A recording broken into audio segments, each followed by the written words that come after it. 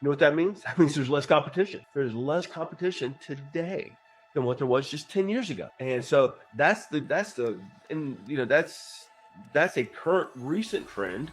But you're talking about like projecting this for the next 4 years. Wow, there's going to be some chaos in the federal government.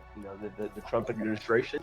They have both sides of Congress, both the Senate and the House. There's going to be some significant change, and change always is positive when you're a small business on the outside looking in. If you're the incumbent, if you're the person who has all these contracts, you hate change. You say like, no, we don't want to change anything. We want things to be just the way they were because we're sitting on top of all these contracts. But if they start, if they start adjusting some of these contracts and consolidating them and eliminating some, or having budget cuts because right now they're paying General Dynamics IT, 50 million to do this, and they just took a budget cut of 20% to 40 million.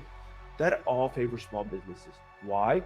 Because unless you're the incumbent contractor, now you have an increased chance of winning more, because of the chaos. Right now, if you're the incumbent, you have a 70% re-award rate. That means if you've got the contract and you're doing it, you know more than everybody else about that contract. So it kind of makes sense. You've eliminated the largest risk to the government, which is the transition, from one company taking it from another company. So you've got all these advantages, and because of that, you have a 70% probability of winning that contract again. That means the remaining 30% is divided up by everybody who's bidding against you. But what if they change things up so much that there's not any, that they took these 5 contracts from 5 different agencies and they slammed them all together into a new agency?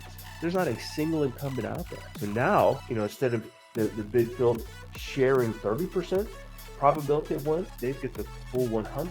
So now everybody has, realistically 3 times greater chance of winning because there is no incumbent.